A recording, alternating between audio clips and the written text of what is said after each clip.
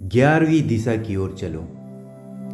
कोई कहता है उत्तर की ओर जाओ, कोई कहता है दक्षिण की ओर जाओ, कोई कहता है इधर जाओ, कोई कहता है उधर जाओ, मगर कोई ये नहीं कहता कि तुम कभी स्वयं की ओर जाओ। आज तक हम मुख्यतः 10 दिशाओं के बारे में जानते रहे, मगर कोई 11वीं दिशा की बात भी नहीं करते, जबकि 11वीं दिशा को जाने बगैर हम किसी भी दिशा में जाएं, भटकते ही रहेंगे। 11वीं दिशा का तात्पर्य स्वयं से है। हम अपने जीवन में यश, धन, सुख, कामना और परमेश्वर की तलाश में इधर उधर भटकते रहते हैं, मगर हमारी कोई भी कामना पूरी नहीं होती। यह ठीक उसी कस्तूरी मृग के भांति है जो कस्तूरी की मनमोहक सुगंध से आकर्षित होकर इधर उधर 10 दिशाओं में भटकते रहते हैं, जबकि कस्तूरी मृग को यह मनमोहक सुगंध कहीं और से नहीं, खुद उसी मृग के नाभि में उपस्थित कस्तूरी से आ रही होती है। ठीक उसी प्रकार मनुष्य का हाल है। वह सुख की लालसा में इधर उधर भटकता रहता है, परंतु उसे सुख की प्राप्ति नहीं होती, जबकि सुख और दुख उसके भीतर समाहित है। वह चाहे तो भीतर से सुख को उत्पत्ति करे या दुख को। मनुष्य सब दिशाओं की ज्ञान प्राप्त करने की लालसा रखता है, मगर 11वीं दिशा अर्थात स्वयं के बारे में उसे ख्याल तक नहीं रहता। खुद से तू अनजान है और दूसरों को अजनबी कहता है। खुद से तू अनजान है और दूसरों को अजनबी कहता है। जरा झांक कर देख अपने आप को, तू तेरे अंदर कौन रहता है। कभी फुर्सत मिले तो ये थोड़ी सी कोशिश करना, बस मैं, तुम, हम, ये, वो के फेरे में ना पड़ना। फिर निकलेगी सुगंध तेरे भीतर से, जब जुड़ जाएगा तू शून्य और अनंत से।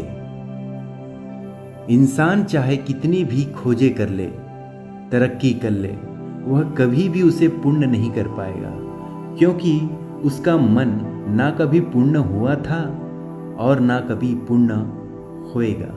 इसलिए हमें स्वयं की खोज की जरूरत है। मन एक घड़े की भांति है जिसमें छेद है। इसमें तुम कितनी भी पानी डालो, घड़ा भरेगा नहीं। ठीक मनुष्य का मन है। तुम इसमें लाखों कामनाओं के पानी डालो, मन भरेगा नहीं। और जहाँ चाह है, कामना है, वहाँ परमेश्वर कैसा। परमेश्वर तो अकारण है। तुम परमेश्वर को पाने की कोशिश मत करो, क्योंकि जहाँ किसी को पाने की चाह है, कारण है, वहाँ परमेश्वर नहीं, वहाँ स्वार्थ है। अतः तुम अकारण परमेश्वर को पाने की कोशिश करना। परमेश्वर को पाने के लिए सबसे पहले हमें मैं को त्याग करना पड़ेगा। मनुष्य को जन्म से ही मैं की भावना नहीं होती।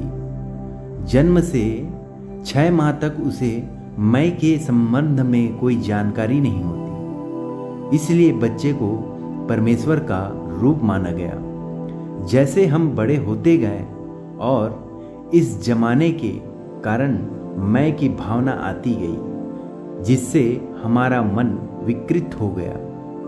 अब इस विकृत मन से तुम कितनी भी प्रकार की भावना करके या कोई चालाकी करके तुम परमेश्वर को प्राप्त नहीं कर पाओगे। तुम सिर्फ भटकाव में ही रहोगे और अपने आप को धोखे में और अज्ञानता में रखोगे। बहुत कम ही लोग हैं जो स्वयं को जानकर परमेश्वर को प्राप्त कर पाए।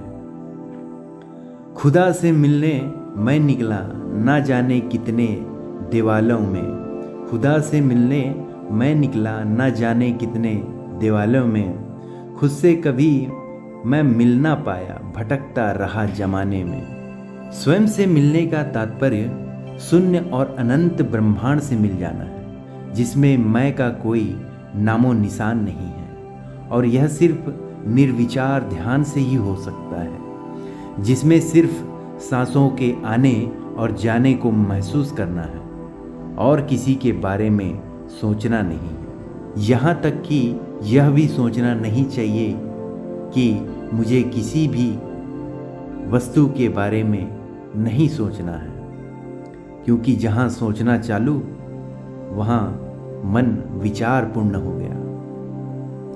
इसके लिए हमें सन्यासी बनने की आवश्यकता नहीं है। यह गृहस्थ जीवन में रहकर भी तुम परमेश्वर को प्राप्त कर सकते हो। यह छोटा सा काम अगर हम दिन में 1 घंटे के लिए भी करते हैं तो हमें अपने बारे में बहुत कुछ जानने को मिल जाता है, जिससे हम अपनी गलतियों को सुधार सकते हैं और जिंदगी को अच्छी तरह जी सकते हैं। यही निर्विचार ध्यान करके कबीर, ओशो और बुद्ध जैसे ज्ञानी लोग प्रज्ञानी बन पाए।